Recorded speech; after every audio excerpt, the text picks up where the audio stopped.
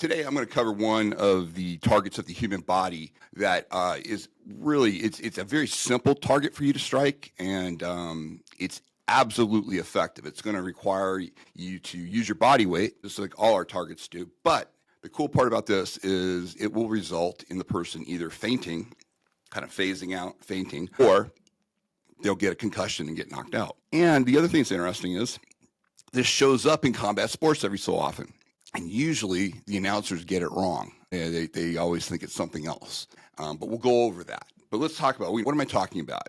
When we're talking in our nomenclature, we talk about it as the side of the neck, striking the side of the neck. And when we say the side of the neck, let's see, I'll get a visual here. So you're talking about right here where your earlobe is, and then right down this little, when you go to the earlobe and you go down here, right in here, as you can see, kind of like that little band that's in there, it basically has in it, let's go ahead and pull it up here. Okay, as you can see, that band area I was just showing you, in it, it contains the artery, the carotid artery, the jugular vein, we have the phrenic nerve, and the vagus nerve. Now, that means that when we strike this part of the neck, there's a couple of great things about it. First of all, every time you strike the side of the neck this way, you're going to catch everything. Why? Because, again, it's going to go right into the full body of the neck. There's nothing, the neck can't rotate out of it. It will take the full strike. Unlike when you try to hit like the head. The head moves all over the place,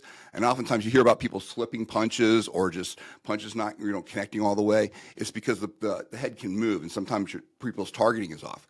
That's why if you just drop down a couple of inches, and you look at where the guy's earlobe is and go down about 3 inches each and every time. You just cross that T. You just hit that, and you're going to get a huge result. And what's interesting is that I don't know why this isn't a more popular strike, because it gets a huge result. If you land this, the person's going to catch everything that you get.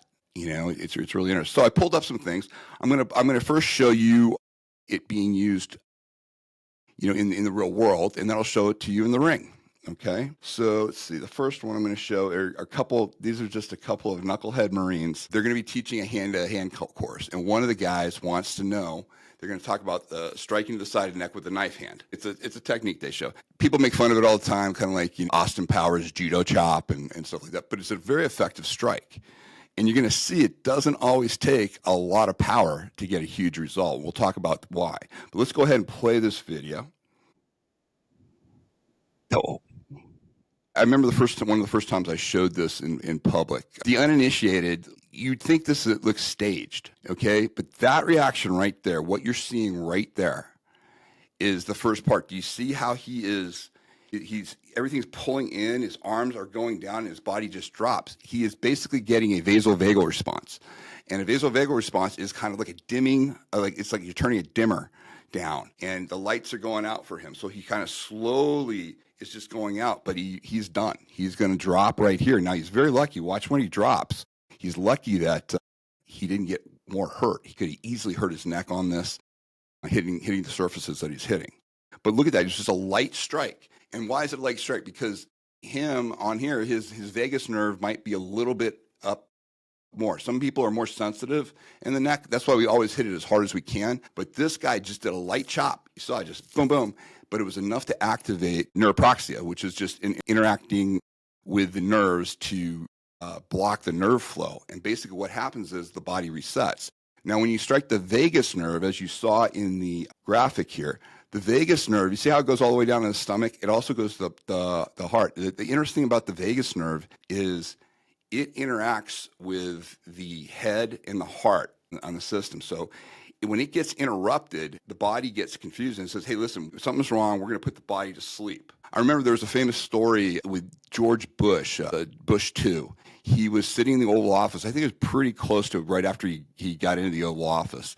He was sitting, I guess, eating pretzels, and he ate a pretzel, and it went sideways in his throat. And from the inside, it pressed on the vagus nerve, and he literally fell out of his chair and was unconscious, and they had to revive him on there. But all it was a simple vagus nerve thing. It was just a random thing, but just a little pressure on the vagus nerve that way was enough to put him out. Now let's look at, I'm going to show you one more that's a vasovagal response, meaning it's not a huge, you can tell by the way the guy reacts that it's out, he goes out, but it's not an instant knockout. But you can watch how it goes, okay? This is an Irish MMA match. It'll go through the first time, you'll kind of see it, and then they show it again and they slow it down. You can see exactly where this guy places the punch. Do it again here. Here they are fighting. Oh, Okay, watch. Comes in. The neck's right there. Boom. Hit right up under the neck. And he's just going right out. Now, you can see what happens. Same thing. His arms dropped and he just kind of fell back and went asleep, and the reason that is because, again, that was the vagus nerve. So it's vasovagal response, and it's just kind of putting the body to sleep. It's a little bit slower than a complete knockout. A knockout is when there's just so much blunt trauma that the brain just gets slammed, and it's immediately, they call it electrical knockout, and the guy's there. And that's what you're going to see in these next two, because the next two ones are going to be from MMA matches.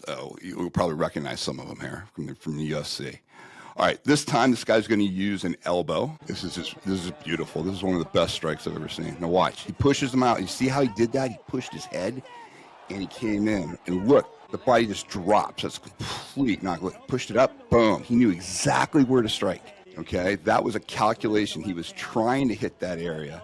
He actually was trying to hit the side of the neck. Not everybody does it. Now the next one you're going to see also, that fighter knew where to go, and she went to the side of the neck, okay? Because it's just such a great thing. Now watch, he's out. That's what happens. Sometimes he's out. He has no idea. There are times that that I've used it in the past, and when I've had to use this, I've hit somebody here. And what was really interesting is the guy started snoring. He was on the ground, and he started snoring for about 5-6 minutes. And then when they do recover, they don't have any fight in them at all. They get up and their head hurts, everything's there, and they're just not moving fast. So it's a great strike. Again, no strike is safe, meaning once you put your hands on somebody, you have no idea where it's going to go. You saw with that Marine, he could have easily severely hurt his neck the way he fell against the wall. Luckily, he slid enough to where he didn't do it, and when he hit on the ground, he probably could have hurt his shoulder more, but it was more his neck because it was just dead weight. When you knock, with these guys, when they go, they just go, okay? And you saw how quickly that one went. Now, this last one is the Ronda Rousey. When Ronda Rousey lost her title, she lost it because Holly Holmes literally shin kicked her right to the side of the neck, and it's a beautiful kick the way it went. But you'll see it's just an instant knockout, okay? Holly schooled her this whole fight. But the reason I'm showing this to you is because this is something that is, quote unquote, legal in the UFC and highly effective. But most people headhunt. Most people try to go up here, which you can obviously knock somebody out, hitting them in the jaw and stuff like that. But you got to land it, and you got to make sure all your body weight gets into that shot. And sometimes people can slip, and so some of the power can dissipate. Whereas you hit the side of the neck, there's no place to go. You're going to hit right through the spine, and they're going to catch everything. Okay, that's what's great about this. Now watch this kick, and you'll see exactly what I'm talking about, because Ronda catches all of this. Beautiful. Beautiful. She's hurt. Is in trouble. She's hurt. Holly looking to finish. She's out. Holly. Watch how Holly, when she goes to do the kick, she sees that she gets under, and she sees that Ronda, from missing a strike, comes around, and it's a blind shot to her neck. Ronda can't see it coming. She comes right up under her peripheral and just slams her in the side of the neck. That's why it's such a powerful kick, and just drops her, okay? Beautiful. Look, she can't even see it. Boom. And that's it, folks. So again, what's happening when you strike the side of the neck like that? You're going to interrupt blood flow and nerve flow, meaning you will strike the side of the neck, and then blood will go rushing up into the brain. The brain will think something's wrong, so then it will just say, hey, listen, there's too much blood up here. We're going to put the body to sleep. We're going to dump everything. So it just dumps the blood out of the body, which causes that fainting of the vasovagal response, the nerve flow as well. I already talked about the vagus nerve and the phrenic nerve. So you're interrupting nerve flow and blood flow. And so that's where you get that response. Or you get what we just saw with the elbow and with the kick, you get a knockout.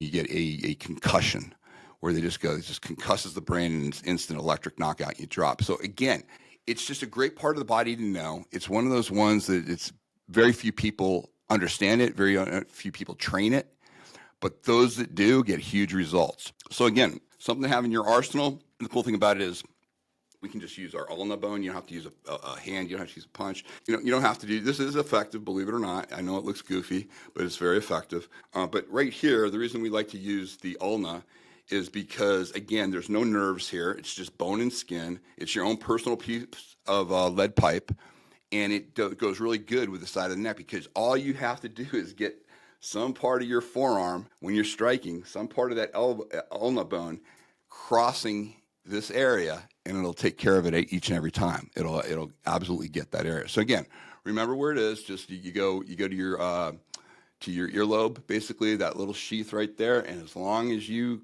whack this area in here, you're going to get a huge result.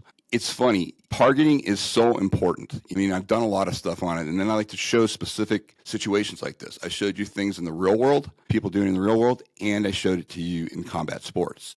When it happens, okay? So when you're looking at the side of the neck, just realize it's a great target, gets a huge result, and you want to strike it as hard as you possibly can, okay? It will drop a person right away. All right.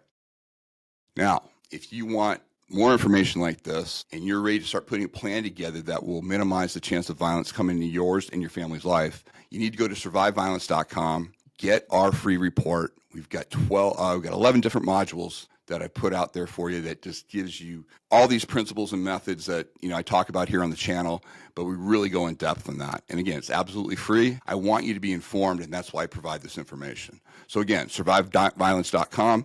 Tell your friends about it too. Anybody that signs up there will get that report. All right, thanks for your support, and until next time, stay safe.